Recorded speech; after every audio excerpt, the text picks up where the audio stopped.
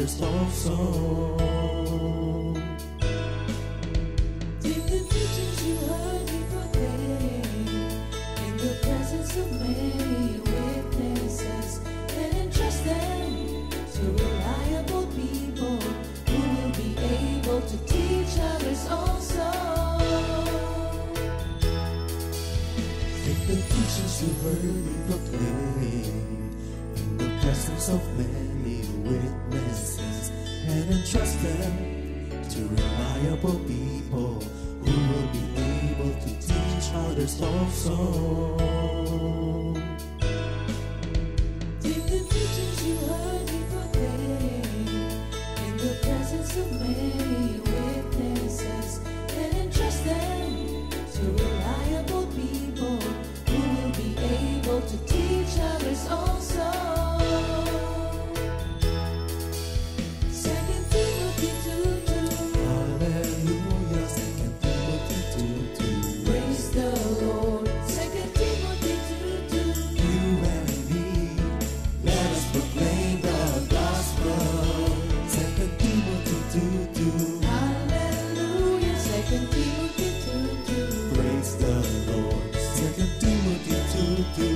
You and me, Let us proclaim the gospel of Jesus Christ.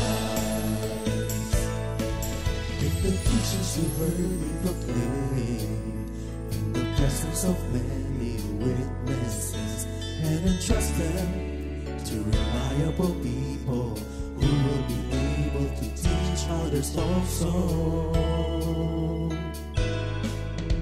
take the teachings you heard me proclaim in the presence of many witnesses, and entrust them to reliable people who will be able to teach others also. 2 Timothy 2:2. Hallelujah, 2 Timothy 2:2. Praise the Lord. 2 Timothy 2:2. You and me, let us proclaim the gospel. 2 Timothy 2:2. Hallelujah. 2 Timothy 2:2. Praise the Lord. 2 Timothy 2:2. You and me, Let us proclaim the gospel of Jesus Christ. The harvest is plenty, but the workers are few. As for me and my house, we will serve the Lord. We will serve the Lord.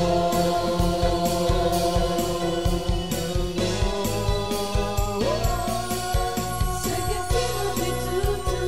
Hallelujah. 2 Timothy 2:2. Praise the Lord. 2 Timothy 2:2. You and me, let us proclaim the gospel. 2 Timothy 2:2. Hallelujah. 2 Timothy 2:2. Praise the Lord. 2 Timothy 2:2. You and me, Let us proclaim the gospel of Jesus Christ. 2 Timothy 2:2. Hallelujah. 2 Timothy 2:2. Praise the Lord. 2 Timothy 2:2. You and me, let us proclaim the gospel. 2 Timothy 2:2. Hallelujah. 2 Timothy 2:2. Praise the Lord. 2 Timothy 2:2. You and me, let us proclaim, live up this day, delighting the Lord for His goodness.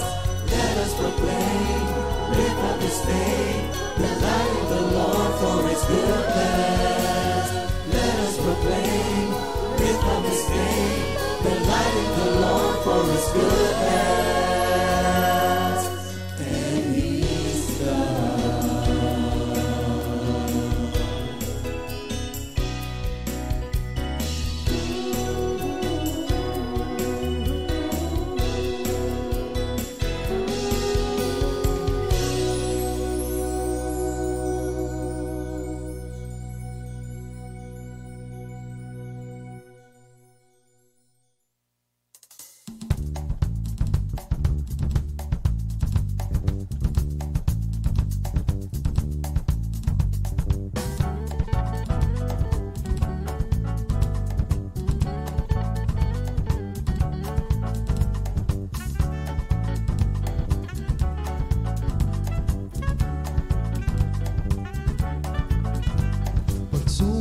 sa akin dumarating, ito'y hindi ko na pinapansin, pagkat ako ay mayroong tagapagligtas na nagmamahal sa akin.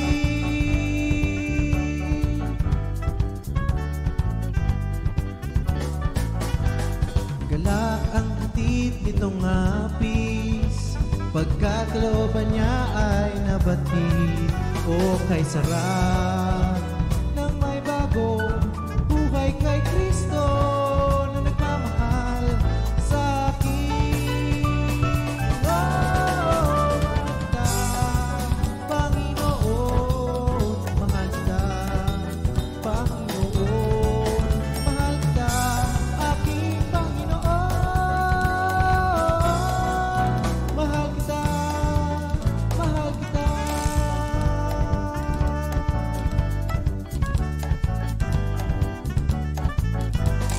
Galing ang bunga nitong lumbay, pagkat aral niya ay tagumpay. O kay lakas ng pag-ibig, buhat kay Kristo na nagbibigay bagong buhay.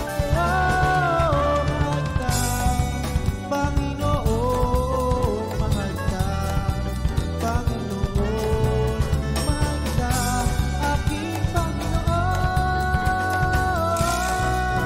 mahal kita, mahal kita.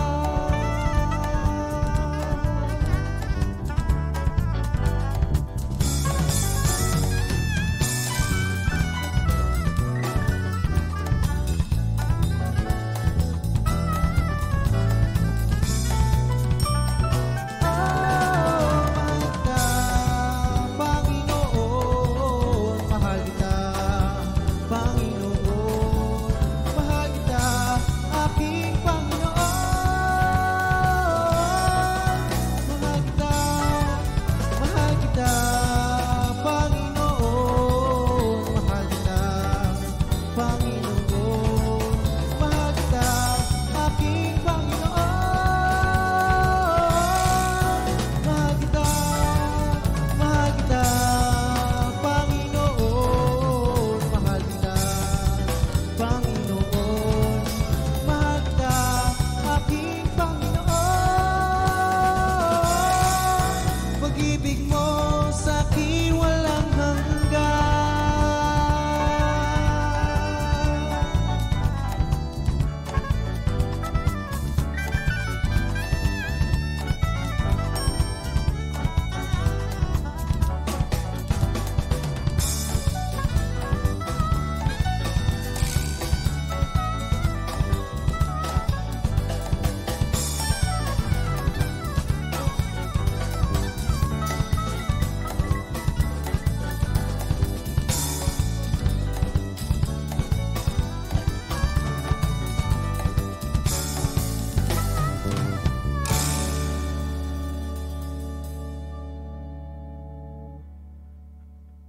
Good Purihin ang banal na morning. pangalan ng ating Panginoon. Good morning, Lord. Good morning, Lord. Salamat, Lord, sa isa na namang araw. Glory to God. Hallelujah. Purihin ang banal na pangalan ng ating Panginoon. Okay. Yes, Lord. Salamat sa Panginoon sa umagang ito. Muli, ang iyong mensahe sa araw na ito ay bigyan mo ng kapangyarihan upang sa umagang ito, maibigay namin sa tulong ng Banal na Espiritu na siyang magbibigay sa amin ng kapangyarihan upang mailahad ang iyong mensahe sa umagang ito. Tulungan mo po kami with all humility and with honor, Lord. Salamat po sa pribileyo na binibigay mo sa amin upang makapaghayag ng mensahe tuwing Biyernes para sa aming GMJ series. All for your glory. In Jesus' name we pray. Amen. Para sa ating memory verse of the week ay naririto sa Psalm 89 verse 9. You rule the raging of the sea. When its waves rise, you still them. Purihin ang Diyos. Okay. Sa Tagalog version naman. Ang iyong pinamumunuan ang pangangalit ng dagat, kapag tumataas ang mga alon nito, ang mga iyon ay pinatatahimik mo. Glory to God. Purihin ang banal na pangalan ng ating Panginoon. So, yan ay nagpapahayag ng kapangyarihan ng ating Panginoon. Tumataas man ang alon sa buhay natin. Alam na natin yan, mga kapatid. Naririyan ang ating Panginoon. Glory to God. Salamat, Lord, sa isa na namang umaga na iyong ibinigay sa amin. Glory to you, O Lord. Dito po sa ating pag-aaral. Dito pa rin tayo sanctification, tapos dito tayo ngayon sa Kingdom of God. At ano ang uri ng pamumuhay dito sa loob ng kaharian ng Diyos? Nandito tayo sa ating pag-aaral ng evangelization.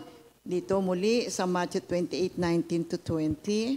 Babasahin ko po mga kapatid dito sa Mateo 28, talata 19-20. Kaya tumayo kayo, gawin ninyong alagad ko ang mga tao sa lahat ng mga bansa, bautismuhan ninyo sila sa pangalan ng Ama at ng Anak at ng Espiritu Santo. Turuan ninyo silang sumunod sa lahat ng iniutos ko sa kanila sa inyo. Tandaan ninyo, ako'y laging kasama ninyo hanggang sa katapusan ng panahon. Purihin ang Diyos. Basahin naman sa English Sa version. English version po mga kapatid, go then to all peoples everywhere and make them my disciples. Baptize them in the name of the Father, the Son, and the Holy Spirit, and teach them to obey everything I have commanded you, and I will be with you always at the end of the age. Okay, meron po tayong isa pang Bible verse na nakapaloob din dito sa ating pag-aaral ngayong umaga. Itong nasa John 10, verse 16. Oo, sa 1 16, mayroon akong iba pang mga tupa na wala pa sa kulungang ito. Kinakailangang sila ipasok po rin at papakinggan nila ang aking tinig. Sa gayon magkakaroon ng isang kawan na may isang pastol. There are other sheep which belong to me that are not in this sheep pen. I must bring them too. They will listen to my voice and they will become one flock with one shepherd. Mga kapatid, tayo po ngayon na naririto at tumatamasa ng dakilang pag-ibig ng ating Panginoon. Tayong naririto na ngayon sa kaharian ng ating Panginoon. Glory, glory to God. Salamat sa Diyos. Hindi natin na talaga maibigay ang papurit pasasalamat na talagang nararapat sa Diyos dahil tunay siyang dakila. Lahat ng kanyang pagkilos talaga great, mga kapatid. Ano ang ating pwedeng gawin? Sumunod tayo sa kanyang mga alituntunin. Napakadakilan ng Diyos. Ano man ang gawin natin ay kulang pa yan upang ipagpasalamat natin dahil sa bagong buhay na kanyang ibinigay. Ngayon tayo ngayon na nandirito ay sapagkat mayroong mga nauna sa atin na mga mananampalataya na siya pong talagang nagtiyaga din at ipinahayag ang magandang balita ng ating Panginoon kung kaya tayo naririto. Kaya tayo ngayon na nandirito, we have the responsibility na ating pong ihayag din ang magandang balita sapagkat nasa saad nga dito sa ating binasa sa John 10:16, marami pa ang mga taong wala pa sa kawan ng ating Panginoon. That's why we have to disciple as many people as we can as the Spirit leads to us. But first, we have to evangelize. So, evangelization comes first. So, we can evangelize someone, but we can also fail na i-build up sila bilang isang disciple. You see, you cannot make a disciple unless we evangelize them. So, evangelism comes first. So, saan nagsimula ang evangelism? Ito po ay sa Biblia nung panahon ng ating Panginoong Jesucristo. Kasama niya ang kanyang mga disciples. Our Lord Jesus Christ is the ultimate example of an evangelist sapagkat naroon at kanyang ginampanan, pinroclaim niya ang magandang balita ng kaharian ng ating Panginoon at tinawag niya ang mga tao into repentance at manampalataya sa Kanya. Kaya sa Gospels, makikita natin ang ating Panginoong Jesucristo, siya ay patuloy na nakikibahagi sa evangelism.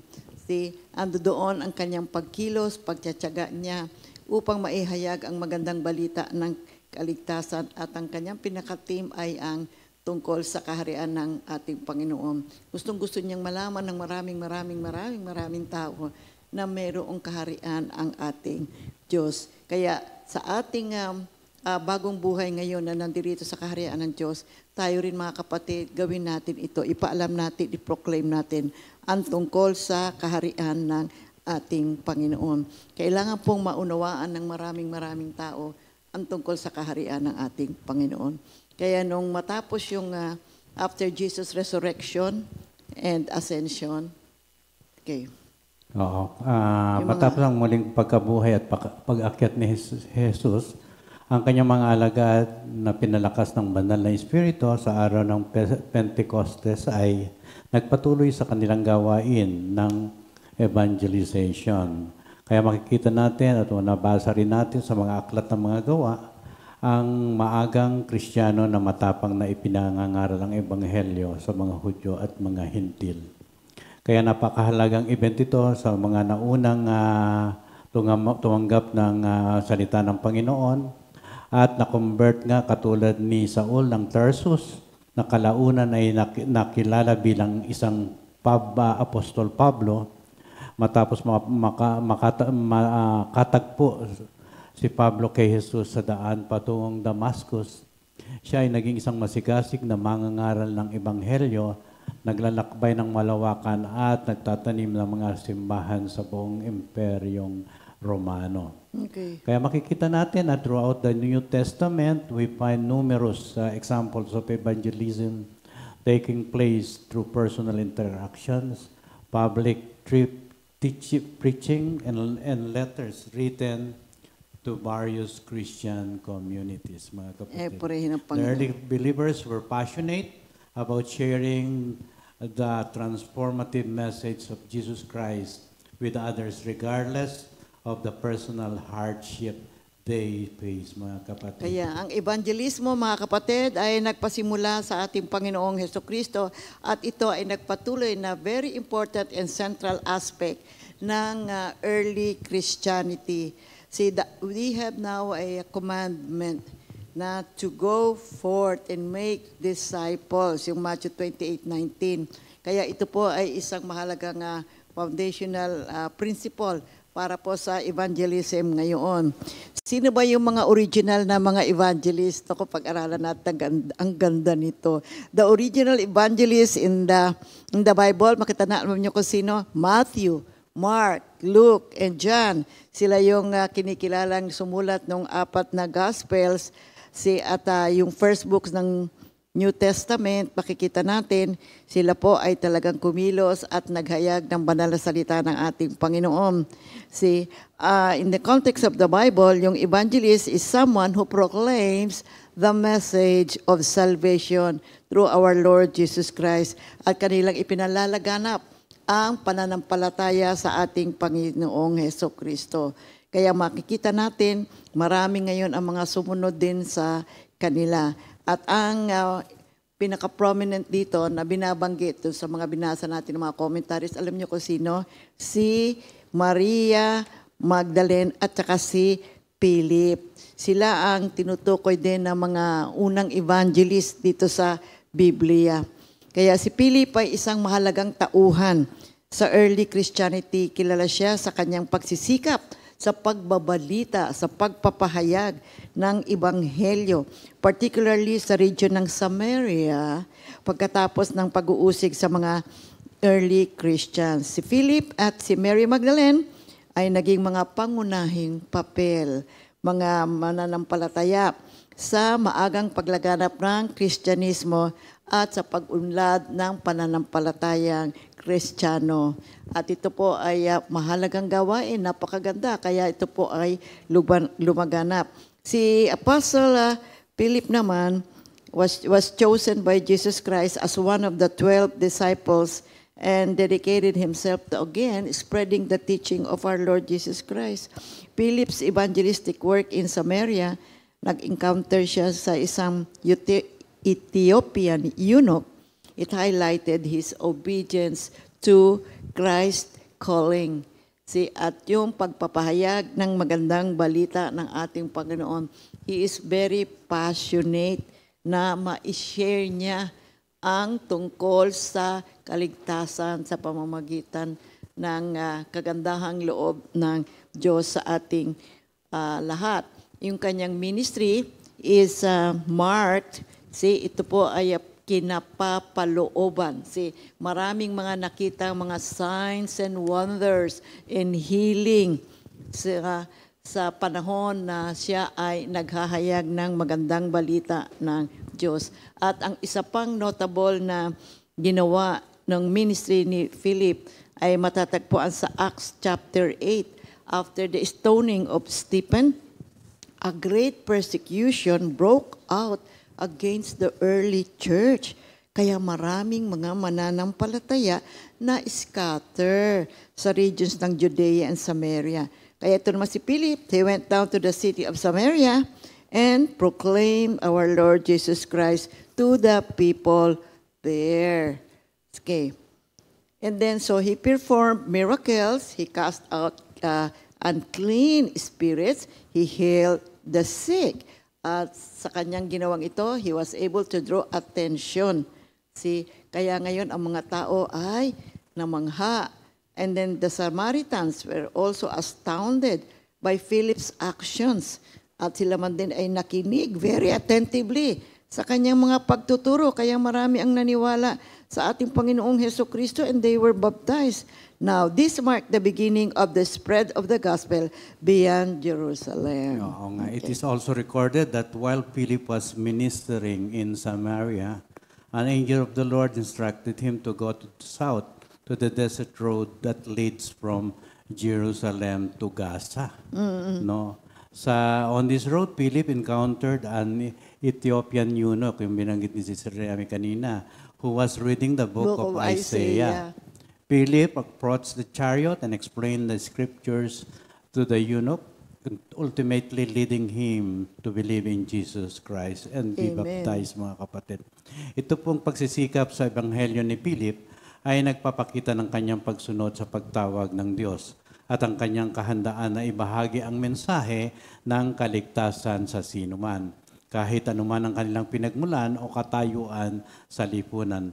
Ang kanyang ministeryo ay nagtayo ng pundasyon para sa pagpapalawak ng Kristyanismo sa kabila ng mga hangganan ng Jerusalem at nagbigay ito ng mahalagang papel sa maagang pagpapalaganap ng Ebanghelyo, mga kapatid. And sino naman ang the first female evangelist in the Bible? Sino? Sino nga ba, no? Ang unang babaeng ebanghelista na binanggit sa Biblia ay si Mary Magdalene. No?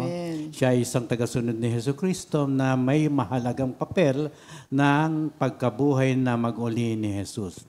Siya ay nabanggit sa lahat ng 4 na ebanghelyo at isinasalamin ang mga pangunahing prinsipyo ng evangelism. Ang pagbabahagi ng mabuting balita at pagiging saksi sa nakapagbabagong kapangyarihan ni Kristo Jesus. Amen. Okay. Kaya po si Mary Magdalene ay described as the first evangelist. Dito'y nilarawan bilang isang unang evangelist dahil siya ang unang tao na naghayag ng mabuting balita ng pagkabuhay na muli ni Jesus. Amen. Sa Ebanghelyo ni Juan, si Maria Magdalena ay nilarawan bilang unang saksi na nakatagpo sa muling pagkabuhay ni Jesus at pagkatapos ay nagsimula siyang sabihin sa mga alagad, nakita ko ang Panginoon, yun ang nabanggit niya.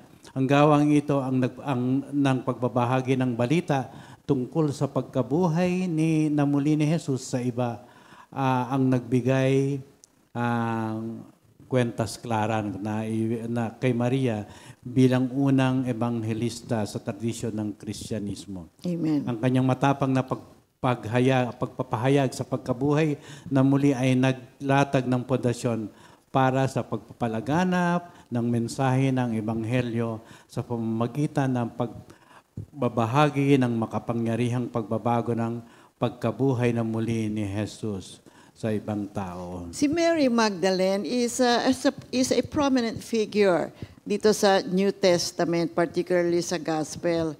Kasi kadalasan siya ay kaugnayan ng presensya sa pagkapako kay Jesus at siya ang unang saksi sa kanyang muling pagkabuhay.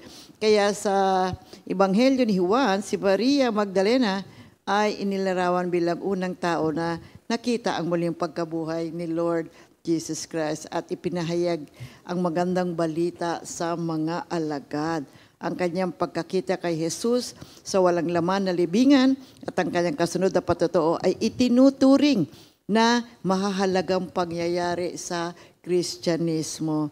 Kaya yung kahalagahan ni Mary Magdalene bilang unang ebanghelista sa Biblia ay cannot be understated. Talagang siya po ang biniyayaan na makakita ng muling pagkabuhay ng ating Panginoon. Women during those times were considered insignificant, pero ang naganap po kay Mary Magdalene ay nagbigay ng isang magandang pagkilala sa mga kababaihan. Siya ay nagkaroon ng isang unwavering faith. Ganun ang kanyang pananampalataya.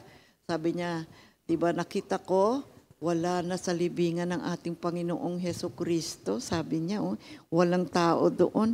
Ang kanyang courage, ang kanyang dedication to spreading the good news ay biglang naging inspiration, lalo na sa mga kababaihan na manampalataya.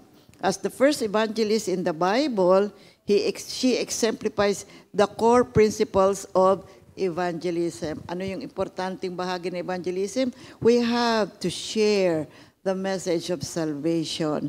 Tayo ay mag-witness sa transformative power ng ating Panginoong Hesukristo at tayo ay magpapahayag ng ating pananampalataya.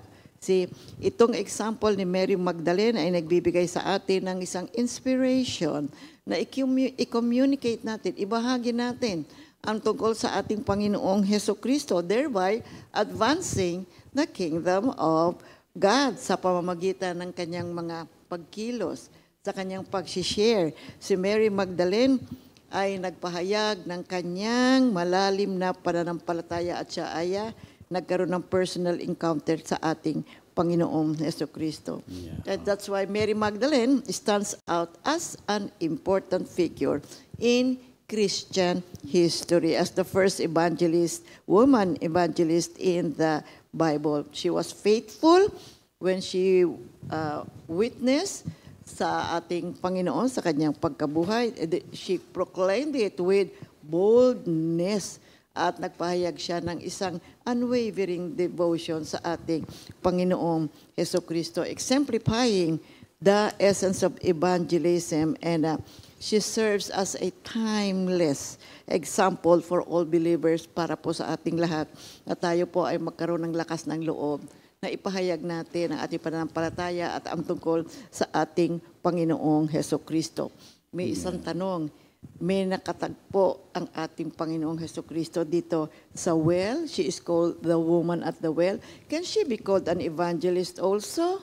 Yes, of course. The woman at the well can be considered as an evangelist, no? Dito makikita natin sa John 4:1 to 42, kung babasahin po natin sa Biblia, Jesus encounters a Samaritan woman at a well and engages in a conversation with nag-usap her. sila. During their conversation, Jesus reveals his knowledge about her past and offers her living water, which symbolizes eternal life through believing in Him, mga kapatid. Ito pong woman na to, recognizing Jesus as a prophet, leaves her water jar and goes to her town to share the news about Jesus. No? Yes.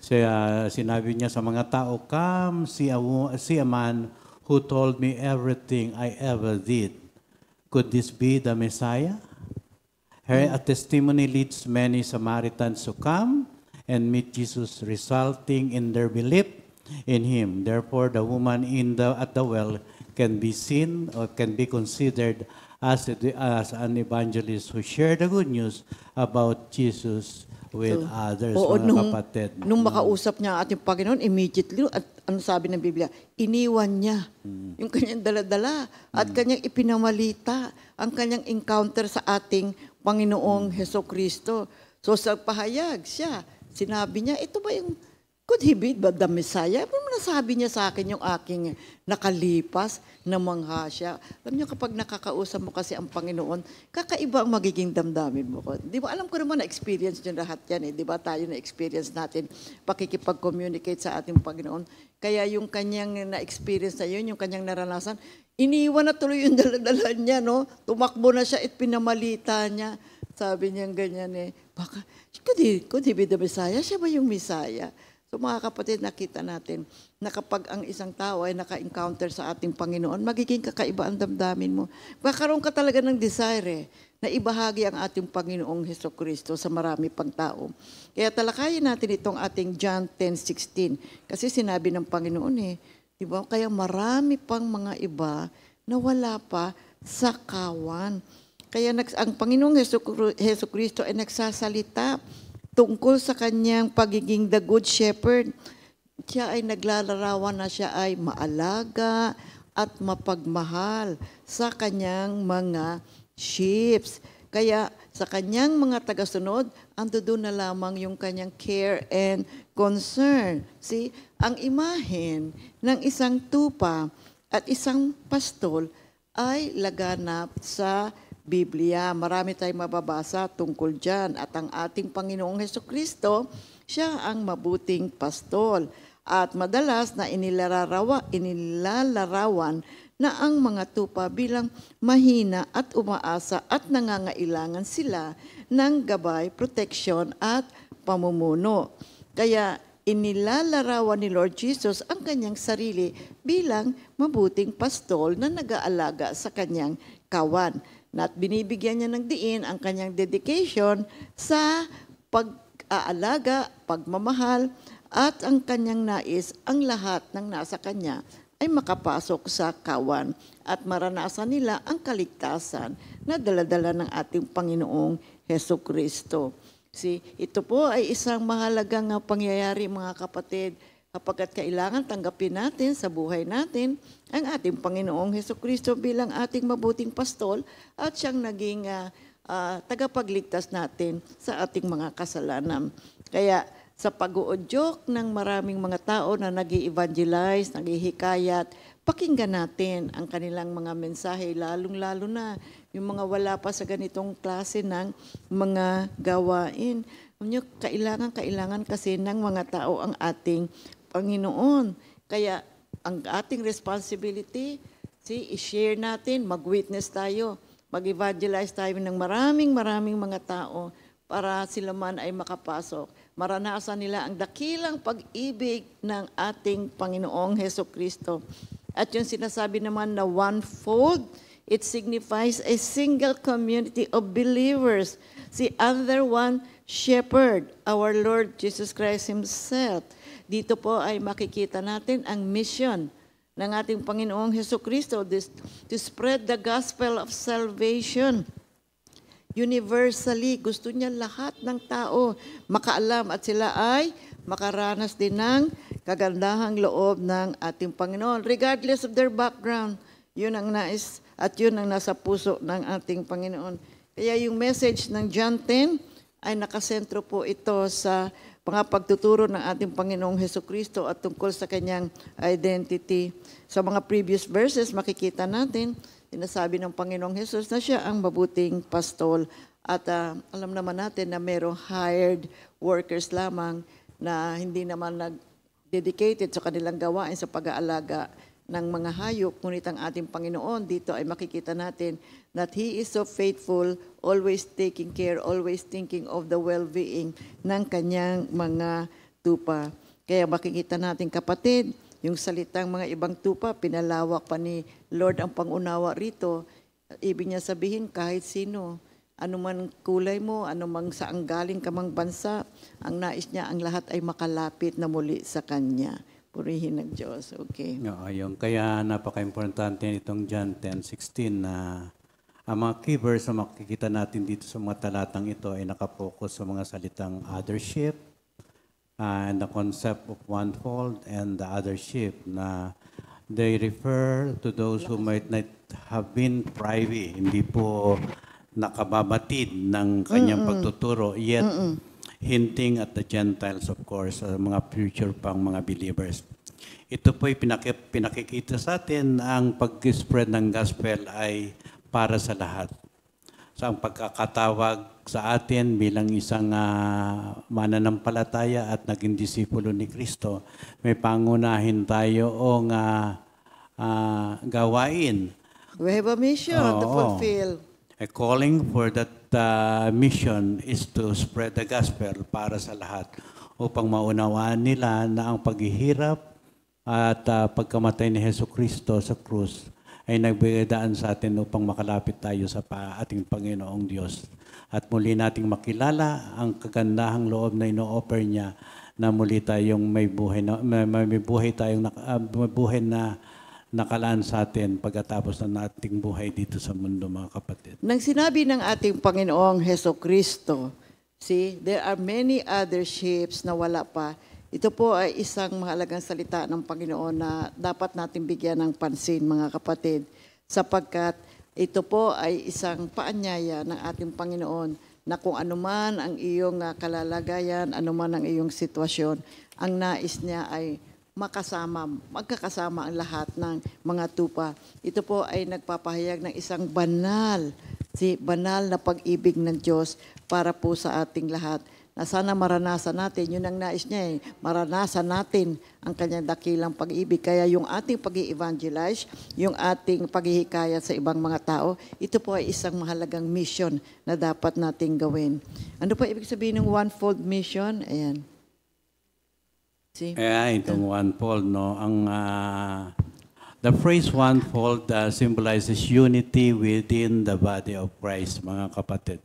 Dito ay pinapakita ang idea na paglapit sa pananampalataya bilang isang sama-samang paglalakbay, journey in life, mga kapatid. Kaya nga tinawag na one-fold, no?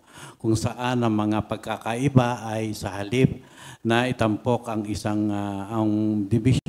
mga ibang division, tayo kabilang sa isang pastol, anuman ang ating pinagmulan, kultura o mga naunang paniniwala, mga kapatid. Ang pagkakaisang ito ay napakahalaga sa mundo ngayon, kung saan tila naganap ang paghahati-hati o tinatawag nating division at hindi pagkakaisa, mga kapatid. There must be unity. Ang ating papel bilang mga mananampalataya ay kinabibilangan ng pagsasalamin sa pagkakaisang ito upang makita ng mundo ang pagmamahal na ginawa ng ating Panginoong Hesukristo. Kaya sa pamamagitan natin, ang mga tao sa labas ng simbahan ay makararamdam ng pagtanggap at yung mga hindi pa naniniwala ay makikita nila at maririnig nila na ang kahalagahan ng pagkamatay at pagmuling pagkabuhay ni Jesus ay para sa ating lahat, mga kapatid. Okay, alam nyo, meron tayong mga lessons na matututunan dito sa John 10:16. So, unang-una makita natin unity in diversity. So, ang Panginoong Hesukristo ay tinatawag tayong one flock. Yun ang nais niya. Kasi under His shepherding care. So, ini-encourage tayong lahat na i-consider natin ito, lahat ng mga tao nakapaligid sa atin, mga kapatid. Si tayong mga Christ followers, tayong mga mananampalataya, tayo ngayon na nandirito na sa ganitong klase ng gawain, isik din natin yung mga iba pa. Alam naman natin, marami pa, mga kapatid, sa pamilya natin, sa mga kamag-anak, mga kapitbahay, mga sa community natin, marami alam natin na marami pa ang hindi nakakakilala ng lubos sa ating Panginoong Hesukristo. Kaya meron tayong tungkulin bilang tagasunod na atin ni Lord, hanapin natin yung mga ibang tupa, dalhin natin sila at na ipakita natin ang pagmamahal ni Lord at yung pagtanggap ni Lord na anuman ang kalalagayan mo, ang nais ng Panginoon makasama. Ikaw sama ka dito sa kalipunan ng mga mananampalataya o sa the body of Christ. At sama-sama tayo, magkaisa tayo sa paglalakbay natin dito sa ating buhay patungo sa ating kaligtasan na pagdating ng panahon ay matanggap natin ang ipinangakong buhay na walang hanggan. So yung una, unity in diversity. Pangalawa, makilala natin ang boses ng Diyos. Recognizing the voice of God. Oo. Paano ba natin makikilala? Hindi naman natin siya nakikita. Kapag pinag-aralan natin ang kanyang mga banal na salita, tayo gagamitin yung tagapagsalita at yung mga salitang ibinigay niya, yung mahalagang bagay tungkol sa kanya, ay maririnig na natin na ang kanyang boses, mga kapatid. Okay. Kaya kailangan pakinggan natin yung mga tagapaghatid ng mabuting balita sapagkat yan ang mga pinili ng Diyos upang marinig ang kanyang boses. Amen. So mga kapatid, nangako si Jesus na maririnig ng kanyang mga tupa ang kanyang mga tinig. Naririnig niyo ba yung mga mensahe ng mga ministro na nagpupunta sa inyo? Kapag mga mayroong kapatid? nagtuturo, actually si Lord yung nangungusap. Yes, oo. Kaya papakinggan natin mabuti. Kaya nga ang pakikinig sa kanyang tinig ay nangangailangan sa atin ng paunlarin ang ating relasyon Yes, sa kanya oo. sa pamamagitan Palalimin pa natin. ng panalangin, pag-aaral ng kasulatan at pagiging bahagi ng isang komunidad. Amen. Kaya sa ating mga masasabi natin, abala ba kayo sa inyong buhay? Mahalagang magraan tayo ng tahimik na mga sandali upang marinig natin ang kanyang gabay. Yung mga dumarating na mensahero, daladala nila ang boses ng ating Panginoon. Kaya kung daladala na ito, mga kapatid, humingi tayo ng direksyon sa mga binabanggit ng mga ministro sa atin. At magtiwala tayo na habang tayo nakikinig at lumalapit at naririnig natin ang boses ng ating Panginoon, ang kanyang tinig ay magiging mas pamilyar na sa atin. Kaya ang pagninilay sa kanyang mga banal na salita o pagtuturo ay nagbibigay pahintulot na mabigyan ng kahalagahan ang kanyang mga banal na salita at maisentro ang kanilang buhay sa pamamagitan ng pagtitiwala na mahalaga itong sinasabi ng mga mensaherong nagdadala ng mabuting balita sapagkat ito isang ilaw na magliliwanag sa inyong kaisipan at magbibigay ng kaliwanagan na ang buhay na ito ay isang buhay na patotoo na mula sa ating Panginoong Hesukristo. Amen. So yun yung ikalawa. Ikatlo, see, we have to embrace our mission. Kasi itong John 10:16, knowing na ang Panginoon mismo ang nagsabi, marami pa ang wala sa kawan. So meaning to say, we are all, di ba, tayo inaatasan na magtawag pa, mag-encourage pa, mag-witness pa tayo ng maraming mga tao na sila man ay lumapit sa ating Panginoon, manumbalik sila, magkaroon ng isang maganda, malalim na relasyon sa ating Panginoon. We are all called to gather the sheep of God. See, to show them na talaga namang narito ang Panginoon, mahal tayong lahat ng ating Panginoon at ang mission ng ating Panginoon, to seek and save the lost. We are called to actively share the gospel with other people. Meaning to say, step out of our comfort zones. Meron ba magsasabi, alayo naman ang pupuntahan natin Walang malayo, walang malapit sa mga taong gustong gumanap ng tungkulin o calling ng ating Panginoon. Pwede ka naman din, di ba, andyan yung iyong kaibigan, you can text them, yung si kumare, si kumpare, so many people, pwede ho nating abutin. At kadalasan nga, we are told, go to the marketplace. Ano ba ibig sabihin nun? Say, go to where the people are. Kung nasaan na maraming tao, maraming tao palagi sa market, everyday. Kaya sinabing, go to the marketplace, Marami pong mga tao talaga, mga kapatid. So, go out to the malls, di ba? Pati yung tinderang mabibilihan mo, may masasalubong ka, ngitian mo, sabihan mo nga lang ng praise the Lord, nagugulat na silang ganyan, singingiti na ngayon. So, we have to evangelize as many as we can, mga kapatid. At huwag tayong matakot, katulad nga ni Mary Magdalene, malakas ang kanyang loob. Diba? Si Apostle Philip din, ando doon yung kanyang devotion, excited palagi na i-share ang magandang balita ng ating Panginoon. Kasi yun naman ang instruction sa atin, di ba? Yung mission natin, go throughout the whole world and make disciples of all nations. So, kailangan yakapin natin itong ating mission sa buhay nito. And let us contribute to the sharing of God's love and concern para po sa lahat ng tao. Let us be instruments. Tayo ay magpagamit sa ating Panginoon sa pamamagitan po ng pagbabagong buhay natin at sa ating pag-share tungkol sa gospel. Maraming mga tao din ang magkakaroon ng bagong buhay. Kapag tayo individually, nagkaroon ng pagbabago, and then makita natin, pati na yung ating pamilya, magkakaroon na rin ng pagbabago. So, pati na yung ating barangay, yung ating community. So, makita natin, kapag nagkaroon ng pagbabago ang lahat, edi ang mundo, buong mundo ay mababago na rin, mga kapatid. Kaya yan ang nasa John 10:16.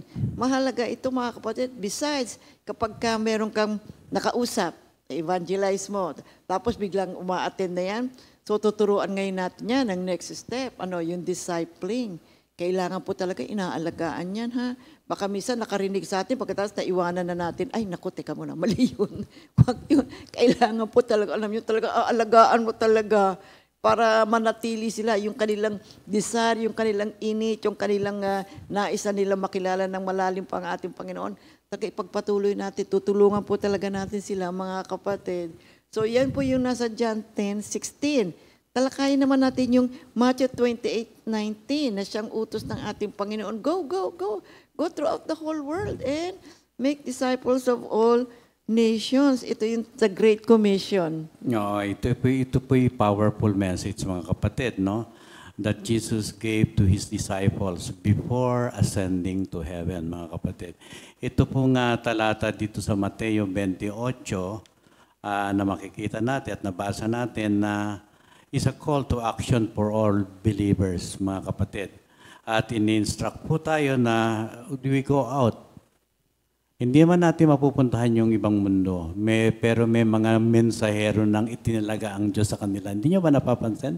Lahat yata ng country talagang nagtuturo na ng Kristyanismo sa kanilang countries, no?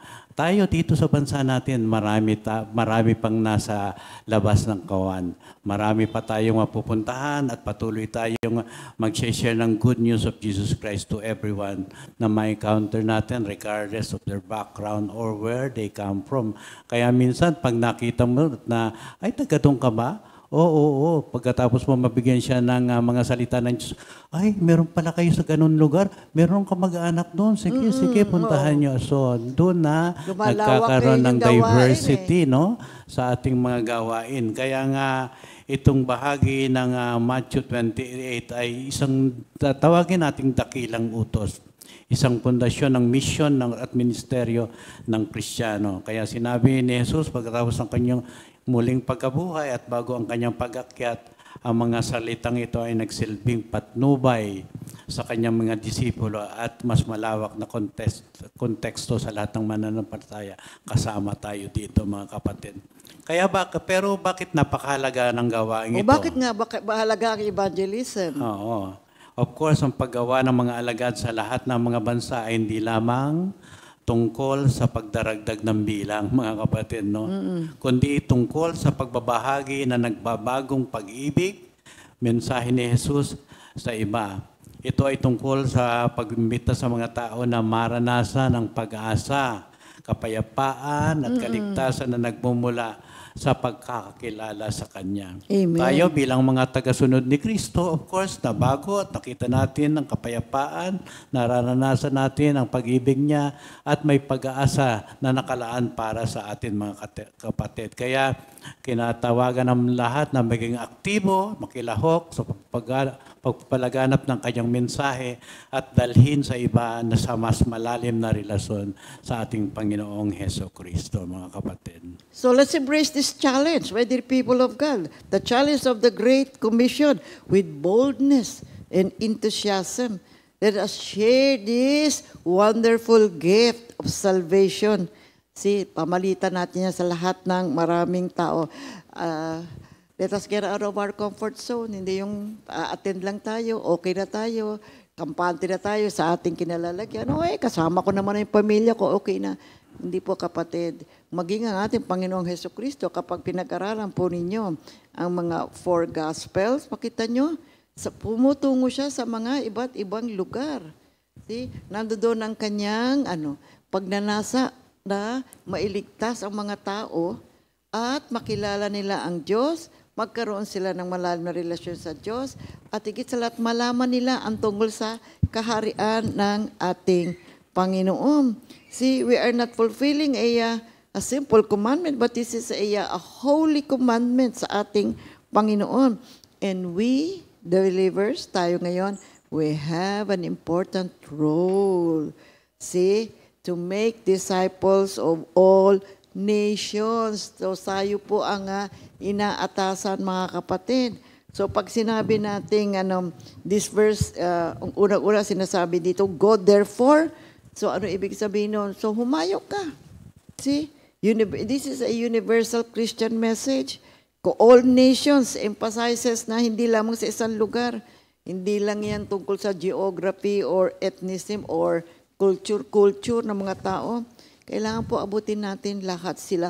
Alam nyo, meron pa talagang mga tao, hindi nila alam na may Diyos. Oo, nakita ko sa internet. So, when you go browsing, makita mo may mga tao talaga. At meron ding mga tao, hindi sila nagsisimba. Hindi rin sila pag tinatanong ko, do you pray? Ha? Anong prayer? Sabi ko, meron palang ganun pang tao. Meron po mga kapatid nando sa mga liblib na lugar, yung mga nasa bundok. Magpe-pray sila sa ibang idols Ngayon, na nakikita nila. Merong mga areas na may sarili silang relihiyon. Meron silang mga talagang ina-idol nila. Meron namang iba talagang, hindi rin naman nila alam na, meron palang Jesucristo. Ano yun? Kaya kahit tayo sa buhay natin, sa mundong ito, iba-iba ang mga paniniwala ng mga tao. Kasi kaya ang gusto ng Panginoon, makilala ng lahat ang tungkol sa ating Panginoong Jesucristo. Kaya sabi niya, go therefore. Mag-decide na kayong lahat ngayon na, mga kapatid. Gumawa tayo ng mga iba't ibang mga alagad sa iba't ibang mga lugar. Let's make disciples and then spread them. Bring them to different places or different outreaches. Alam niyo, pagka napunta ka nga ng outreach, kapatid, tayo mga magagawa, alam naman natin to, pag sumama ka sa outreach, alam niyo, kapatid, ikaw ang mabibless. Talaga nga naman, maski na malayo yung pinuntahan mo, pagdating mo doon, ikaw ang mabibless. Considering na may pupuntahan ang mga tao doon, ganito ang level nila, ganito ang mga pananampalataya nila, makita, you will have a wonderful and a blessed experience, mga kapatid. Kaya napakaganda na humahayo. Tayo nga tawag natin, diba, charismatic outreach. Kaya tayo pong lahat, talaga kailangan ho nating humayo, mga kapatid. Hahayo tayo kahit saan tayo padala ng ating Panginoon. Kasama naman natin si Lord. Sabi naman niya, and I will be with you till the end of age. Meron pa siya sinabi, baptize them. Baptizing them in the name of the Father and of the Son and of the Holy Spirit. Ano ba ang ina-highlight nito, mga kapatid? It highlights the Trinitarian foundation of Christian faith, mga kapatid. Kaya ang baptism is not merely a ritual but a sacrament that signifies initiation into the Christian community. It represents public declaration of faith, commitment to follow Christ. Kaya ito pong invocation of the Trinity reinforces the unity and co-equality of the Father, Son, and the Holy Spirit. Amen. And of course, teaching them to observe all that I have commanded you. Nakasulat din po yan. Dito po tinutukoy ang pangangailangan ng pagiging alagad at pagsunod, mga kapatid. Pagsunod. Oo, Kasi inuutos ko sa inyo. Nasundin nyo, obserbahan nyo ang kinukumand ko sa inyo, mga kapatid. Kaya po ang Kristyanismo ay hindi lamang tungkol sa pagbabagong loob, kundi tungkol din sa pagbabagong buhay. Amen. Kaya Christianity is not just about conversion, but about transformation, mga kapatid. Ito pong prosesong ito ay kinabibilangan ng pagkakaalam at pagtupad sa turo ng ating Panginoong Hesukristo. Na kinabibilangan, of course, ng pagmamahal, pagpapatawad, at paglilingkod. Ito pong mga kontekstong ito ay nauna ng kautusan ng ating Panginoon sa Mateo 7:24-27, mga kapatid. Tungkol sa matalinong tao na nagtayo ng kanyang bahay sa bato sa pamamagitan ng pakikinig at pagkilos sa kanyang mga salita, mga kapatid. Amen. Ano pa makikita natin dito sa mga binanggit natin? Ito pong ang talatang ito ay nananatiling kapansin-pansin at may kaugnayan din sa ating modernong mundo ngayon, mga kapatid, hindi lang sa panahon ng ating Panginoong Hesukristo. Kaya nga lumawak itong Kristyanismo dahil napaka-powerful ng salita ng ating Panginoon. Kaya dito po ay umahamon sa mga naniniwala sa ating Panginoong Hesukristo, nalampasan pa ang kanilang agarang kaalaman, at sa kapaligiran nila, isaalang sa alang ang pandaigdig na misyon ng simbahan, mga kapatid. Ang mga pagsulong sa mga teknolohiya sa panahon ng globalization ay nag-aalok ng walang kapantay na pagkakataon upang ibahagi ang ebanghelyo sa mundo. So malawak na po ito, may internet na tayo at nakakarating na ang mga mensahe ng ating Panginoon sa iba't ibang lugar, mga kapatid. Napakadali at napakabilis.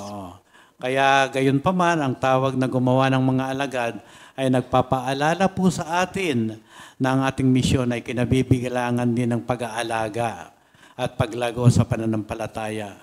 Sapagkat we need disciples upang mapalawak natin, hindi kasi natin ang buhay na ito ay may hangganan din kung makapagbibigay tayo, papaunlad tayo ng mga disipulo, makakapag-evangelize tayo, and of course, yung isang maliit na simbahan sa isang rural area, makikita nyo, ito'y napalawak, nagkaroon ng isang malaking dakilang hamon sa kanilang paninindigan na ang mensahe ng Panginoon ay napakalaking bagay upang ang isang maliit ay lumaki. Amen. Tulad ng mga nakikita natin at nababasa natin ng mga maliliit na lugar. Kapal nyo kapag na-spread talaga yung salita ng Diyos at naibahagi natin, makita talagang lumalago yung mga maliliit na simbahan, dadami sila. Totoo naman, kasi yan po ay biyaya ng Diyos. Kapag nakita niya na talaga masigasig ang isang lugar, na sila ay tumagpo sa ating Panginoon, andito naman ang pagpapala at paggabay ng ating Panginoon. Kaya ito Great Commission, see, this is a living command. Buhay na mission para po sa atin, mga kapatid. So whether yan po ay ginaganap natin sa lugar natin o tayo ay pinadala ng Panginoon sa iba't ibang mga lugar, tama lang po, mga kapatid. Sundin natin na ating Panginoon. Masaya ka naman kapag nakita mo na yung mga tinuturoan mo nakikinig at pagkatapos palagi na lang nag-aatin. May konti pa dami na sila at pagkatapos makikita mo unti-unti na nag-aaral na, dinidisciple natin na sila. Susundan natin yung mga pagtuturo natin tungkol sa evangelization tapos sa discipleship naman tayo. Kaya mahalaga itong the Great Commission. Bibigyan talaga natin ng malalim na pansin ito sa ating buhay at sa ating community.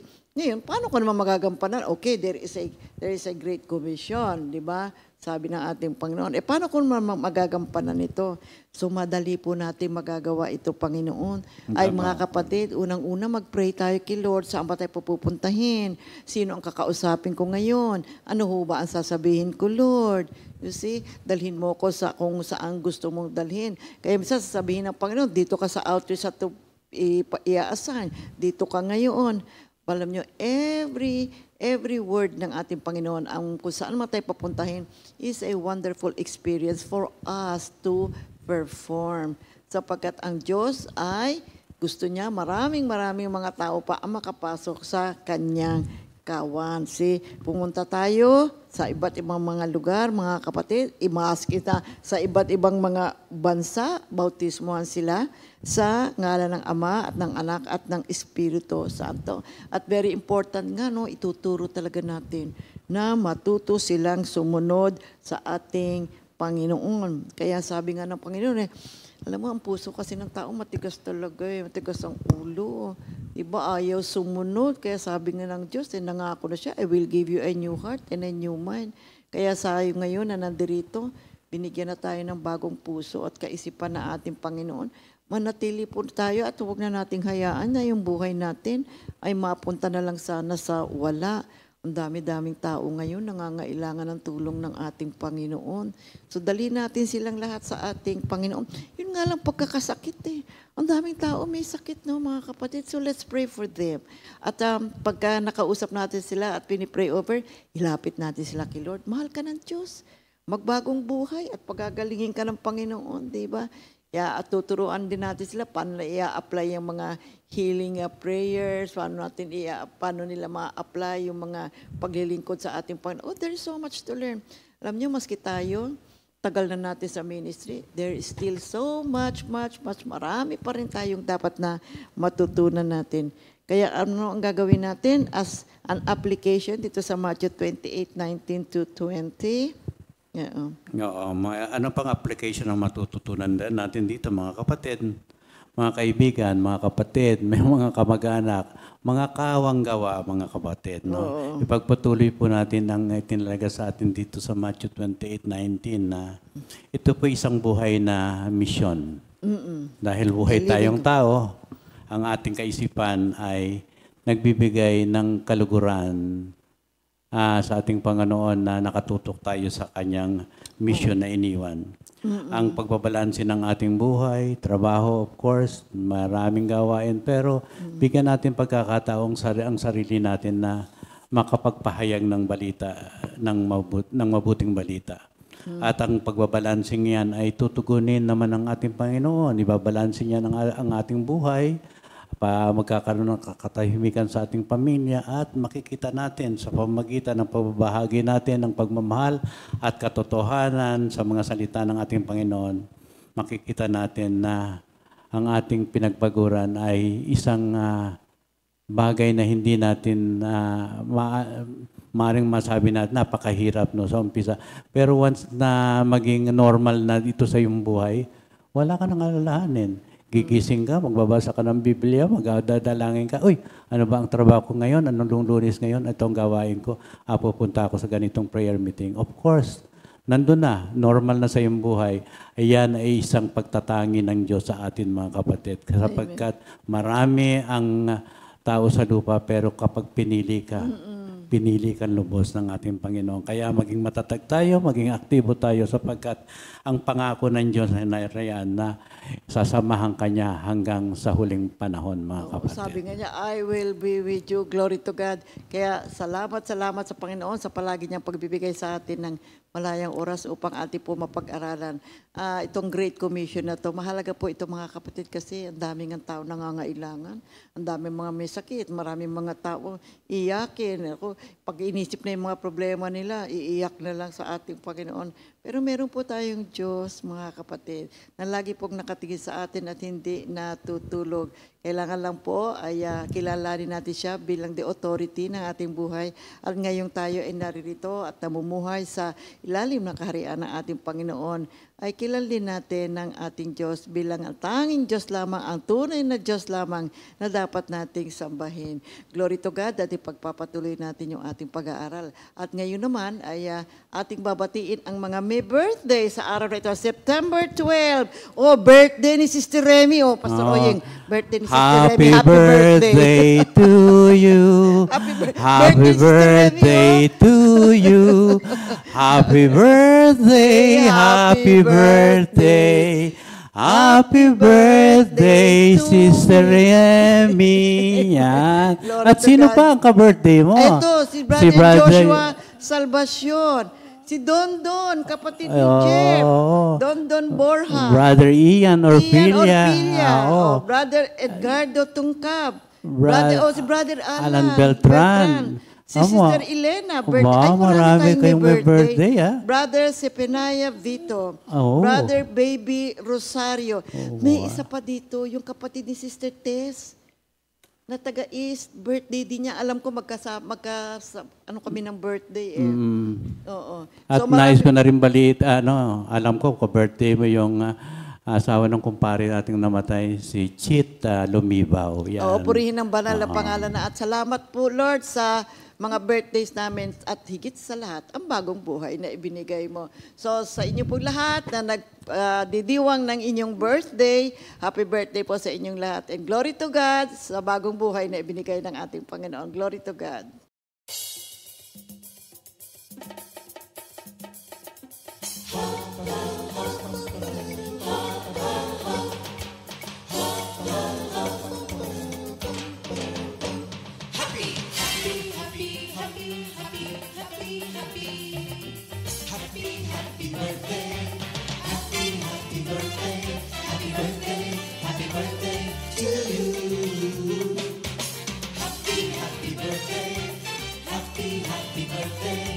happy birthday to you.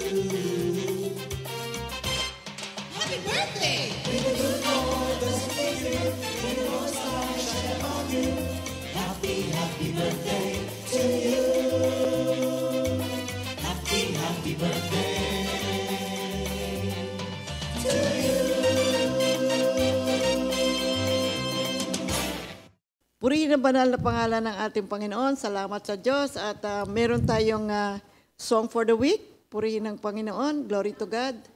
So, Announcement muna. Announcement, yeah. oo.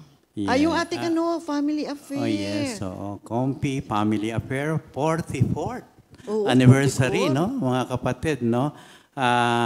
Early Christmas fellowship na rin to sapagkat ito'y gaganapin sa November 29, 30 sa 2025. At saan, mga kapatid? At dito sa Hotel Supreme Mall and Event Center, Baguio City, Amen. mga kapatid. Tama mga kapatid, halika, punta tayo sa Baguio. No.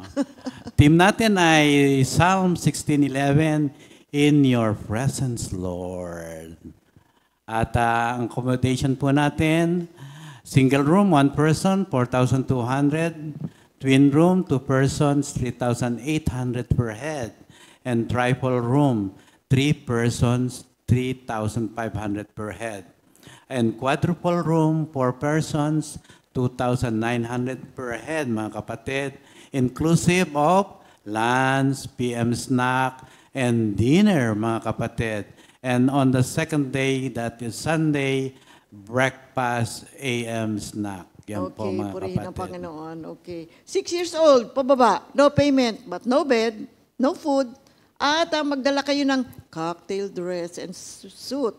At magdala kayo ng exchange gift. Abangan niyo po yung ating program. Maganda, piniprepare na po yung ating program na gagawin natin sa ating anniversary. Kaya magpa-reserve na po tayo, mga kapatid, with down payment para din po sa arrangement at maging maayos po ang ating pagre-reserve sa mga kwarto, mga kapatid. Okay. No? Yun naman gustong sumakay ng bus, kindly contact Sister Josephine Tata Nokum. Oo. Meron po silang kinausap na Oo. bus na siya pong pupunuin. So, kailangan na magpa-reserve na po kayo, mga kapatid, para sama-sama na lang tutungo doon at uuwi rin sama-sama papunta dito, pababa sa Maynila. So, we have a repeat new song of the week, Psalm 16, composed by Sister Connie Gaudilla. So, closing prayer Yes, tayo. salamat po, Panginoon, na ang mundong ito'y hawak-hawak mo. Wala po kaming takot na magpahayag ng salita sapagkat ikaw ay buhay, nakatingin sa lahat ng mga tao. At sa aming pagsunod sa iyong utos sa commandment sa Matthew 28:19-20, salamat po at kasama ka namin sa pagpahayag ng mabuting balita at ang kapangyarihan ng Banal na Espiritu na ibinigay mo sa amin upang mapagtagumpayan namin ang kayong mga command at utos, ay nagpapasalamat po kami sapagkat lahat ng gagawin namin ay may kapangyarihan na galing sa iyo at matutupad ito sapagkat ikaw ay buhay na Diyos.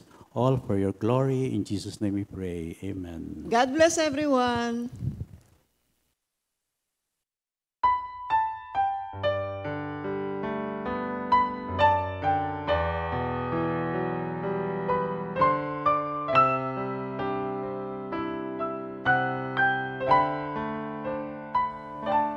I praise you, Lord, because you guide me, and in the night my conscience warns me. You, Lord, are all I have, and you give me all I need. My future is in your hands.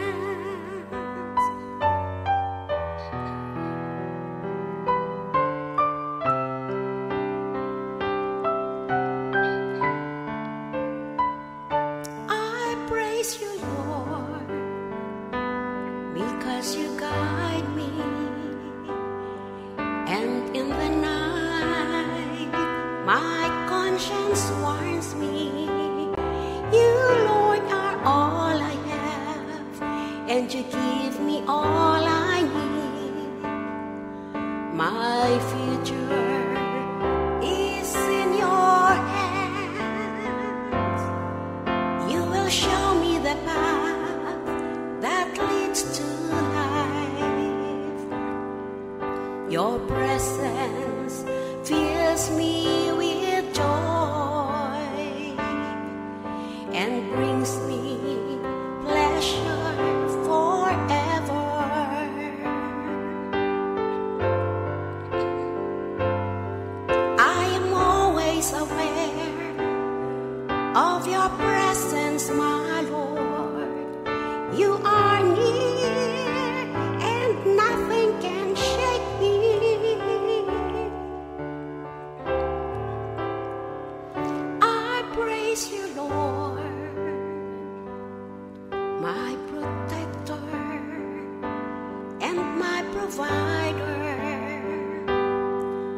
the good things I have comes from you.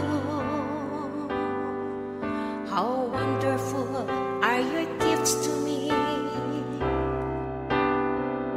How good they are. You will show me the path that leads to life. Your presence fills me with joy and brings me pleasure forever.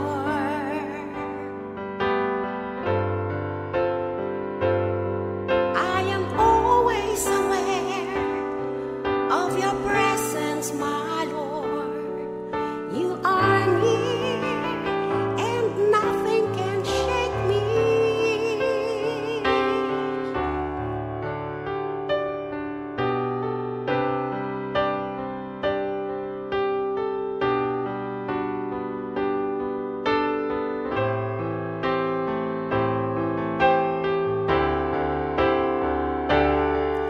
You will show me the path that leads to life. Your presence fills me with joy and brings me pleasure forever.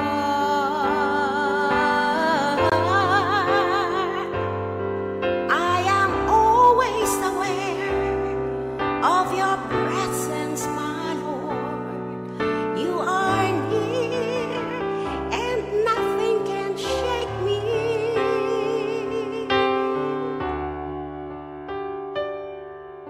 And so I'm thankful and glad, and I feel completely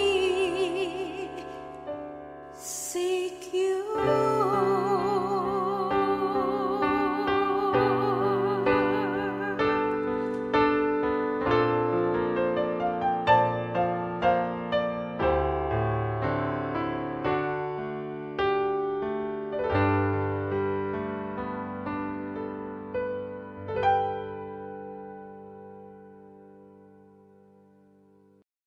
Second Timothy 2:2.